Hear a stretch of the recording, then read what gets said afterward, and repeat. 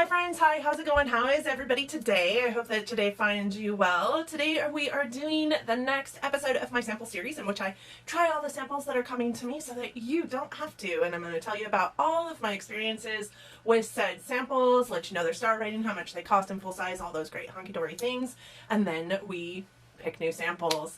I run mine in like a 2-week time frame, so I do get a really good amount of use out of a product before I come to you and tell you my review of said product, and I just hope that you really like it. For those of you new here, hi, my name is Donna. So happy that you have found me today. I am a lover of all things colorful, makeup, and self-care, and really feel like I could be your perfect partner in crime in doing what soothes your soul, because here I am out here, lady of a certain age, being told you can't do that because you're too old. But guess what? I'm doing it, and so should you. Let's lock arms. Let's walk through this life together. I really think that you'll find that I'm kind of a kick in the pants as well, so there's that. Let's roll into the samples. Today, the samples that we have to go over are these guys here. I have a little bit of everything, some, skin, some makeup, some face masks, all super fun. Today we're going to start with makeup, and I do have this to talk to you about first. This is the Rare Beauty Blush and Glow. These are liquid luminizers and blushes from the Rare Beauty line, which we all know Selena Gomez owns this, and I was actually super excited to try these out because I've heard pretty polar opposite things about these blushes, and I haven't really tried a liquid option of a blush, but I do love me some cream products, so I was actually pretty excited for these items. Both of these are super pigmented, and literally like a gnat size amount is going to be perfect for you. They both pick up makeup no matter the application style, however. So I think that the highlighter does a smidge bit better when it comes to like blending in and really looking natural on the skin, but to the extent that it looked natural enough that I don't feel like it was doing anything for the presentation of my makeup, so to speak, for the day. And the blush, there was just no time to get it blended in well enough that it didn't look like a crazy stark line on my face. And I did use this one here, which is the lighter of the two tones that came in this little like packet. Because they had a hard time blending, they did look quite patchy, and also I would say because they picked up my makeup no matter how I applied them with my fingers, with a brush, with a sponge, that also tended to make them look patchy. The blush comes in at $20 on the Sephora website. It does have 0.25 ounces and 4.5 stars. And the highlighter is $22 with 4.3 stars and 0.5 ounces. I don't think either one of them is a product that I will be purchasing. They're beautiful, don't get me wrong. They are beautiful, but I just didn't find that they did great things for my makeup application. So let me swatch them for you really quick. Also, if you leave the packet open, or I guess they come in a thing, if you accidentally leave it open for the day, it's going to dry out really rather quickly. This is dried out, but even going in and trying to swatch it right away, or blend it right away, it just doesn't blend. This one is the highlighter, and you can see it is beautiful, and I did get quite a bit on my skin, but once you start blending it away, it just kind of does just that. It just kind of blends away.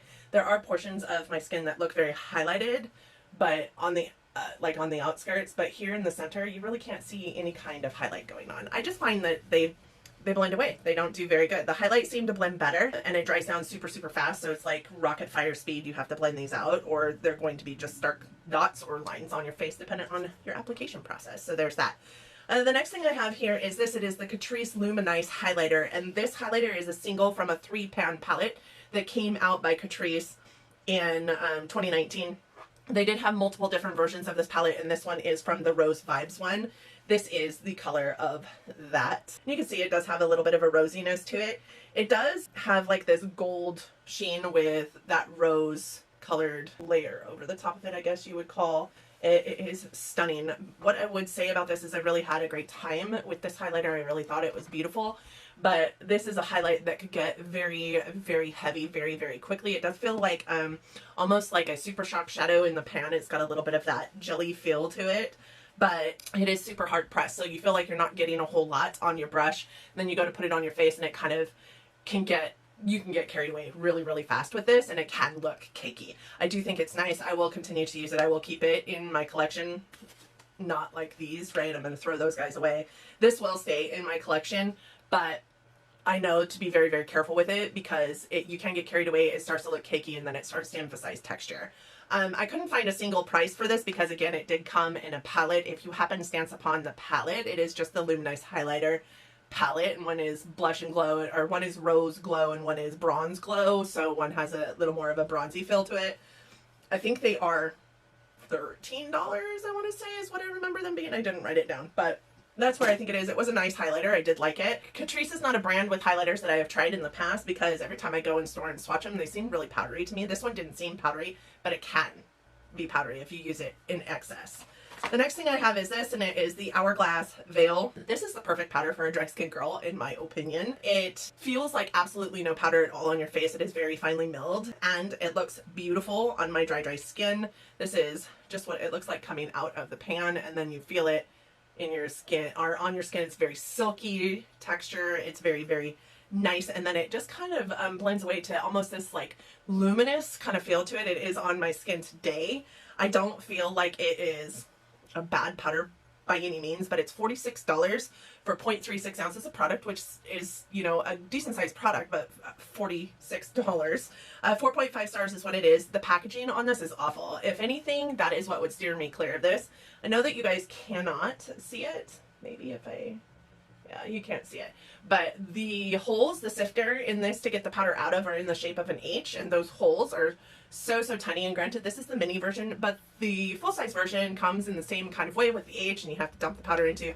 And the 4.5 star rating on it is as low as it is because a lot of the 1 or 2 star ratings on it are talking about the packaging on this bad boy. It's really hard to get any kind of product out of that H. Sometimes I even found on that sample really having to pound on the bottom of the component just to get powder out of the component. So I can see how that would be a miss. I don't use powder in my makeup routine every single day. I would not be spending $45 on a powder, but if I did, that would be probably a powder that I would purchase, just because I don't feel like it clung to the dryness on my face or exacerbated any texture whatsoever. It was a really nice powder. All right, the next thing I have is this. This is the Boscia Cactus Water Moisturizer, and this is what the little container looks like. And you guys can see, I actually have used quite a bit of this. It is a very jelly-like texture, which I don't normally get along with, because jelly-like texture for a moisturizer is typically for oily to combination skin friends that we have out there, right? It's not typically for a dry skin girl. And the reason why it's not for a dry skin girl is because that jelly texture sinks into your skin drinks it up, and then it doesn't feel moisturized. You have to put more on, and I think that's why I went through so much of this. I liked it. My skin drank it up. I think that I would go through this way too fast, which is one of the biggest reasons why I wouldn't repurchase it, but it felt very cooling on my skin. It does have aloe in it, and that is a healing property for dry skin. So I feel like after having used it on my skin for the last couple weeks, like my skin feels less dry than it has in the past, even though I know that it's because of like just what the moisturizer is doing for the healing properties of my skin. Once I stop using it, it's going to feel just as dry. I do like a more lotiony texture for a moisturizer. This one, it feels a little icky, honestly, but it's completely clear. It just goes on your skin and it just feels so good, especially if it's cold. It doesn't feel tacky in any ways, which I have had the experience of jelly textured moisturizers that do kind of make my skin feel sticky. I do feel like it sinks in really too fast for my skin, because then I feel like I need to put it on over and over and over again. It doesn't leave me feeling greasy, which I do love. There are some moisturizers that, you know, as dry skin girls use that make your skin feel greasy. It doesn't stink, which is awesome, because I have found many a Boscia product that does stink. It kind of reminds me of lime jello, honestly, and that maybe just is because it's green and it's jelly, but that's what I think of it when I smell it, is lime jello. I don't think that it was awful. I actually kind of loved it. This comes in at $38 for 1.61 ounces, and I don't think that that is an atrocious price for a great moisturizer, and I would definitely repurchase this. The next thing I have is this, and this is the Sunday Riley A+ High Dose Retinoid Serum. And this I was actually kind of scared of, because I've not used a retinoid. I know I am of a certain age that I should be using retinoids on my skin. but I've never done it. So I followed every single instruction that this told me to, right? Use 2 days, stop for 2 days, use 2 days, stop for 2 days, use a different product in between that is also maybe a retinol type product, use a good moisturizer over the top of it. I did all the things that it told me to do. I would say that the smell of this is horrible. It smells like burning plastic. And I did not like that on my skin for at all. But the great thing is that it doesn't stick around, it doesn't linger, especially after you put the moisturizer on. So before the moisturizer, it does linger quite a bit. Put moisturizer on, it does go away. I could get past it because it went away. What I could not get past is that I felt like every single time I used it, I got a new pimple. And I don't think that that's what retinoids are supposed to do. Let me know in the comments section if it is. But like currently I have this one right here. I have one even on my neck because I did use it on my neck. Am I supposed to use it on my neck? I have one above my lip. I have two above my lip actually, like in this area here. And I never get pimples, and these are painful. They're not like just a regular pimple that, you know, shows up as ugly for a little bit and then goes away. These are ugly, painful, red, like feels like underneath my skin type pimples, and I don't get that kind of pimple. So I really do think that it had something to do with this product, and maybe it's just, you know, psychosomatic because I'm scared of this kind of product. But let me know your experiences with retinoid. I would be interested to hear, because it's just not something I've looked it up. I tried to research it as much as I could, and I feel like this was the problem. So in addition to that, this is $122 for 1.7 ounces. It has a 4.5 star rating, which is a decent star rating, but I would not spend $122 on this item.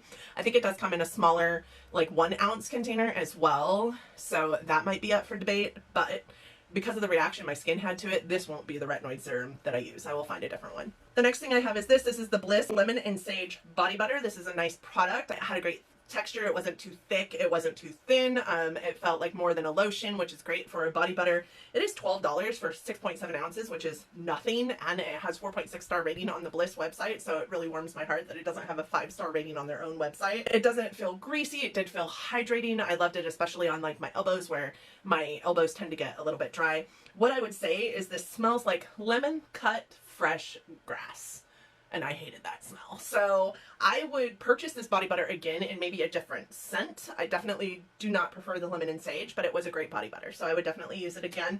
And then the last thing is this, the Cream Shop Let It Glow Ultra Moisturizing Jojoba Oil Sheet Mask. This fit my face well. I did think that it was nice. I don't think that it was spectacular. This says protect your skin against harsh winter weather infused with jojoba oil. This hydrating sheet mask instantly reveals supple glowing skin. I don't feel like my skin was glowing afterwards. I don't feel like it felt any more supple.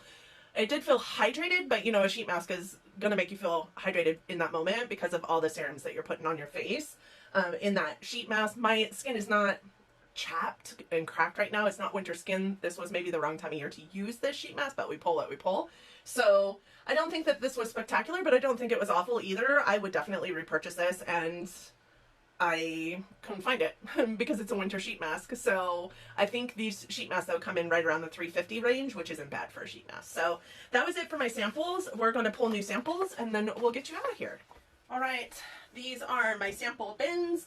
This is hair and body, skin, and makeup, and we pull 1, 2, and 3. So we'll dig in here and pull one out. This is the Tan Luxe The Face. These are illuminating self-tan drops, which is like kismet because I've been trying out self-tanning on my legs. So we'll see how that does on my face. For skin, I have another Boscia product. This is the exfoliating peel gel. So this is another peeling mask. Then we have the Sand and Sky Australian Pink Clay Exfoliating Treatment. My friend JC loves this stuff, so I'm excited to try it. And what do we have? I have a Laura Geller blush. Nope, this is Baked Bronze and Brighten in medium. So this is a bronzer. That does not look like a bronzer.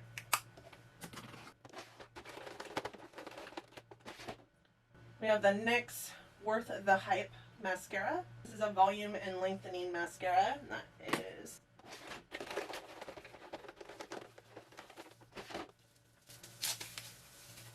alright. This is an eyeshadow palette by PYT. And then we pull a mask out of this drawer. This is the Mid-Flower Hyaluronic Moisturizing Mask. It does appear that there are 2 in there. So, all right, guys. So the products that we'll be using over the next couple of weeks are, again, the Mid-Flower Hyaluronic Moisturizing Mask. It does look like there are 2 in here. We have the Tan Luxe The Face Illuminating Self Tan Drops. We have the NYX Worth the Hype Volumizing and Lengthening Mascara.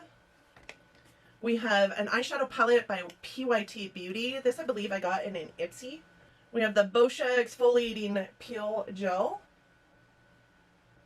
We have the Sand and Sky Australian Pink Clay Flash Perfection Exfoliating Treatment. So that's a clay mask.